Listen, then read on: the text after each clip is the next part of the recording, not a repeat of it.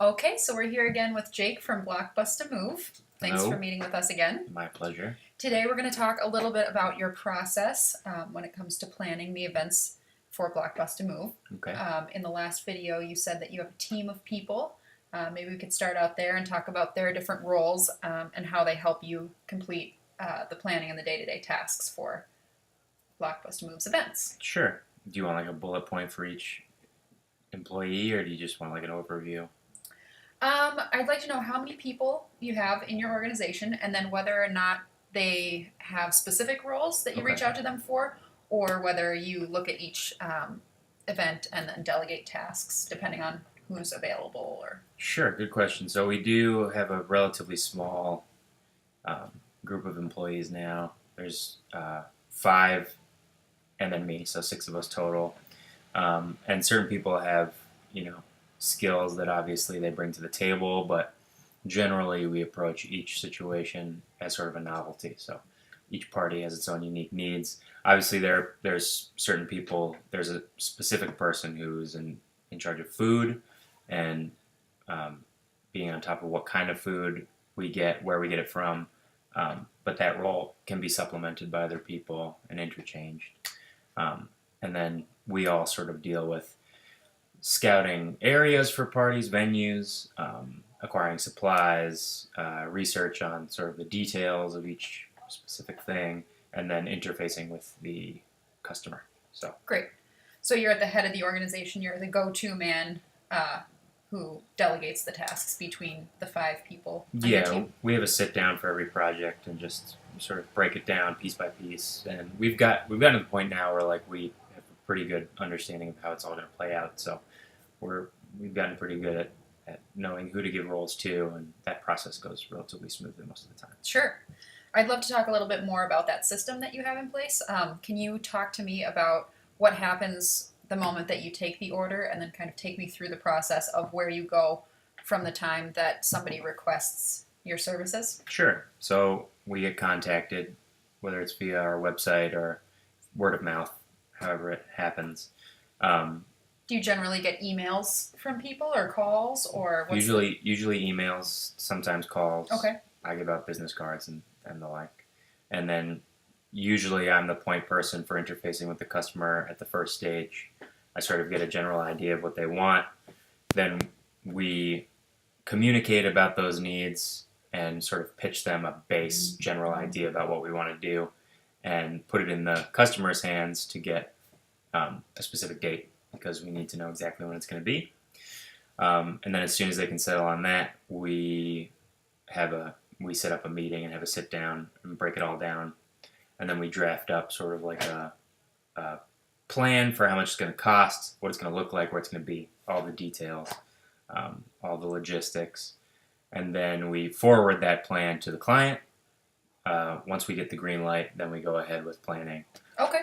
So when they ask for a specific date, how do you determine whether your staff is going to be available on that date, or whether you have another party or anything like that? Do you use some kind of shared calendar? We have a month out standard, so the party is always, we always have a month at least, at the very least. We'd like to have more, but and then my staff makes themselves available. So the way that their situations work professionally, this is a primary commitment to them, and they make it work. Generally, we don't need more than, sometimes none, but we don't usually need more than one person, one staff member at the party necessarily even. It's mostly prep work. Sure. So they don't always need to be available on the day of the event, but they make themselves available in the lead up. And since we're such a small staff at this stage in our development, we can sort of organize times for all of us to meet.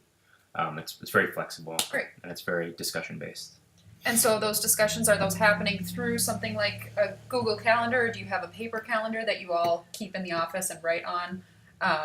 And how do you determine where you're going to meet and things like that? Is that generally through email, or are you calling each other or referencing Yeah, we that do paper it. calendar? We usually do it through our own individualized, hard copy calendars that we then scan or photograph and send to each other and just iron out a date. But we don't have like a set doc that we all use to plan times around. Okay. We just communicate relatively casually about actual dates to meet. And then we have a hard copy of a calendar for event purposes. So that's different. Obviously, that's something we share, and then we'll scan that document and send it out in an email for what the definitive times are for the actual client. Okay. But as far as our organization goes and our discussion and our meetings, that's a little less structured. But yeah, we usually do it through our own personalized versions of calendar and just digital communication. Sure. Great. So what I'm hearing you say is you are contacted by the client, you figure out a date with them, and then you start talking about specifics. Are there packages that you sell to different people, different tiers of packages, or is it basically all customized for each party? Good question. So yeah, we do have sort of immersion levels. We sort of loosely around the office call it like the realism scale. So it just has to do with how immersed you want to be in the story of whatever movie or show you're trying to recreate. So if you really want to go for it, we have pricing for that. Okay. So we have sort of packages for the extensivity of what we provide. Cool. Extensiveness. So yeah, we can do lots of decor, lots of environmental structuring, lots of food. Even sometimes hire personnel depending on how high they want to go. Sure. And there's sort of 5 tiers because you could also do a really casual theme party. It doesn't need to be as immersive, but it's pretty much in the hand of the client how extensive they want to be with it. And we have these 5 tiers, but since we're so flexible, we can work with them individually to sort of find a balance between, like 3 and 4 if they want to do something like that. Great. It's all the whole pricing structure is based on what the client's willing to pay and sort of feeling out there how deep they want to go with it. Sure. Great. So once you get the scope of the party and you start talking about specifics with the client, where do you go from there? Do you generally scout a venue after that? Do you ever host in-home? I believe you said last time we spoke that you do some in-home parties as well. We do. It's actually probably comprises around 50% of our business because it's sort of higher end people who are looking to host things in their homes that are theme parties generally obviously wind up being cheaper if you do them at home, and generally our clientele can afford to do that and they have the premises to do that. Sometimes it's not a realistic idea that the client has in their head. So part of the communication is like, well, this isn't going to work with what you have here for what you want to do. So at that time, if that's the case, we might scope out a venue. But generally, they'll say, like, I want to do it here. Usually they have an idea of where they want it to be. Okay. Because it seems in our experience that people throwing parties have this imaginary thing happening, Sure. in their brain for the future. So they usually have some ideas, and it's a matter of us sort of culling the ones that don't work, negotiating with them the best situation. If they have a venue that doesn't work, then we will suggest a handful of venues. We have relationships with places around the cities at this point that we've had parties at before. We have good relationships with venue owners and stuff, so we know sort of what to pitch, what size it's going to be. Sure. Great. Yeah. So once you figure all of that out, are you generally doing a step-by-step? Do you have a certain process that you follow once you figure out the size and venue of the place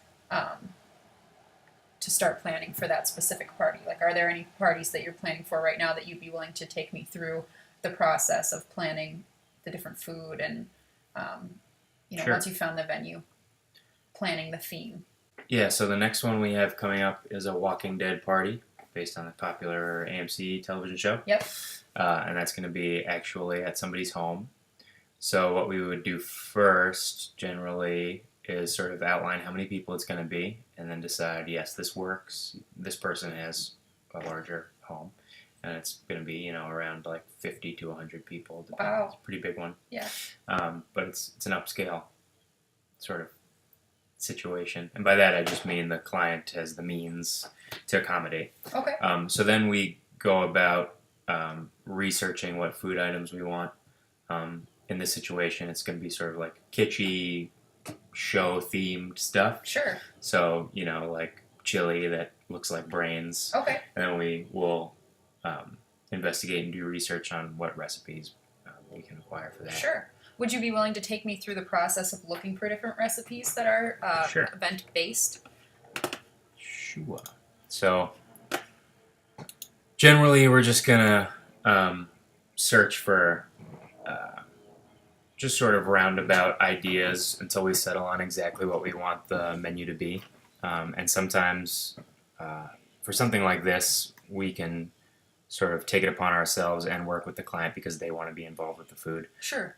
Whereas sometimes, if it's a larger scale thing, we would engage a caterer or a catering company and then provide them with the details of what we want and work with them directly.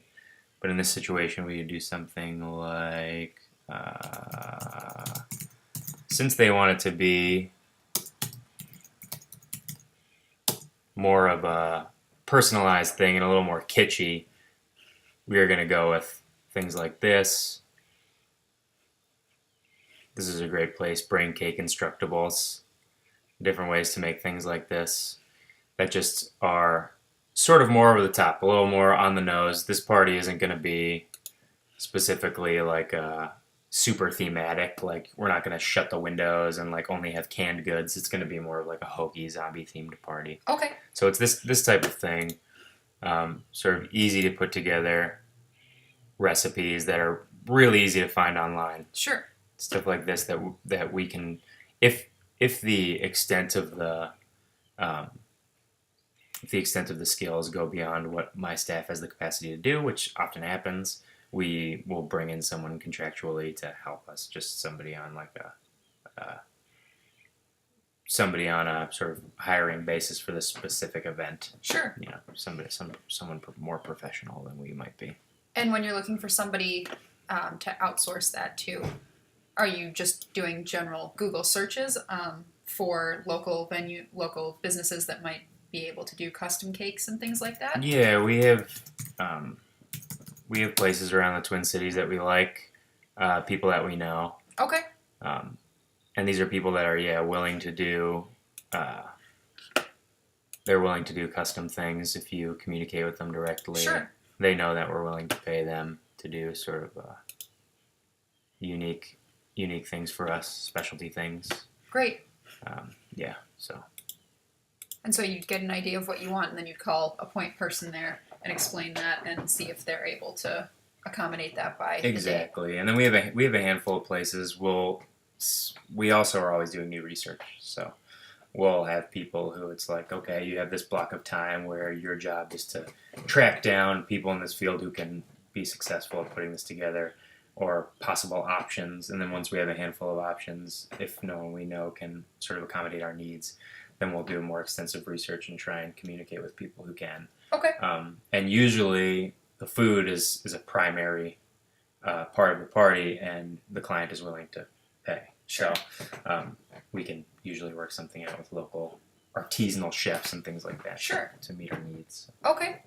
And then is there one person on your team that's generally responsible for doing the research on, different creative ideas to incorporate food in the party that's thematically relevant, or is it kind of a creative process that you all go through together? Yeah, I mean, it's a discursive process. We all sort of talk about where we think our strengths would be, because some people have a little bit more experience with certain things than others. When it comes to food, there is one individual on our staff who is, much more storied and experienced with dealing with that end Sure. of things. So that's usually, the workload usually goes to her, but it depends. It honestly depends from situation to situation. We take a very hands-on approach to each party, and sometimes we're not really in the business of limiting the voice of any individual if they feel like they have expertise. Okay. Sounds like a fun creative process. It is. Yeah, it's a challenge. It's a puzzle every time. So great. And for I know last time we spoke you said a lot of it has to do with premieres and different things like that. I would imagine you get a lot of requests for the same day because of that. How many parties are you willing to take on for any given night or for any specific period of time? We have a limit of, within our window of time, which is that month out sort of hard deadline, we'll do 3. So nothing more than that. And sometimes we'll limit the amount of clientele if it's something that's really stretching our abilities. Uh, Sometimes the parties can be massive, and we need to add more manpower to that, more hours. Um, so definitely depends. But yeah, 3 is where we top off um, for standard parties. Uh, with Blockbuster Move, we can usually devote the hours if we need to. Like I said, our staff is relatively flexible when it Okay. comes to when they're willing to work, how much time they're willing to put in. So yeah, that's our limit. And you're right. Like premiere season, obviously we get more calls, we get more work than we do in other times of year. So we're willing to try to maybe work a little harder in the times where it's a little more feast than famine. So. Okay. So at this point, for the zombie themed party, we've talked about you setting the date, you set the venue and the home. You've researched some creative food items, Mm-hmm. and you're getting to work on that. Is your team for this party? Is your team making the items, or are you looking for like Franklin Bakery, as you pulled up, to make the cakes and things like that? Yeah, we're probably gonna outsource that job. Okay. Yeah, I would Seeing as imagine with it's such a 100 large people. group of people. Yeah. The food will be put on the plate, so to speak, of professionals, and then brought in. And then it's the same way. Well, I guess it's a little different when it comes to the like clothing and things like that. Like we all go out in the world and like scout and track down places that will provide sort of novelty stuff and cosplay stuff, depending Okay. on and then like pass that information on to the person who runs the party, and then they can let their guests know like this is a place to go if you want to dress up, if you want to get into it, Oh, sure. things like that. But when it comes to food, that's something that you want to get right. So Okay. oftentimes we'll go to an external source, a bakery or a chef, or Sure. a catering company that we trust. So the food and the venue are planned. Are there other things that you have to think about when planning this party? Are there any other variables or any other things that you're bringing in to the house? The other thing we work out is decor. So we have a budget for that we work out with the client right up front, and then we talk to them about how they want to do it. 'Cause sometimes they want an immersive experience that has to do with the feelings of being in the movie or the show. You know, like Sure. if it's a zombie or a science fiction type party, they want to be immersive and do it that way. Or like a clue party where they want it to feel like there's a mystery afoot. That kind of thing takes a different sort of styled approach than if you want to do kind of a hokey themed party that's not as extensive. So we work out what they want, and then we work out monetarily how that's going to translate. Mm-hmm. And then we have 2 specific people who are sort of aestheticians, the people who are in charge of the look, an interior designer, and then someone else who's just specifically good with ambiance and art and those kinds of things, those kinds of thematic elements that we need, and then they make it happen. Okay. So your team is going out and finding the different lighting and the different decor that you need and bringing that in. Exactly. I'd imagine you have some stockpiled as well, because if you're doing certain parties over and over again, you might keep what you've used in the past. We do. We wind up with a few different pieces of bloody clothing or, movie posters or whatever it may be. We do have a cache of those things. But we don't, since our business is still relatively small, employee-wise, we don't have like an on-site place where we keep them. So my closets are kind of stuffed with Sure. very silly, kitschy, Hollywood stuff. But yeah. Sounds fun. It is. Yeah, it's a good way to make a living. It's a fun way to be an entrepreneur because it's all about developing an experience with the client and taking it really seriously.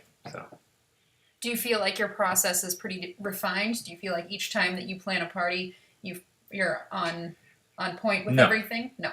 I don't feel like our process is as streamlined as I'd like.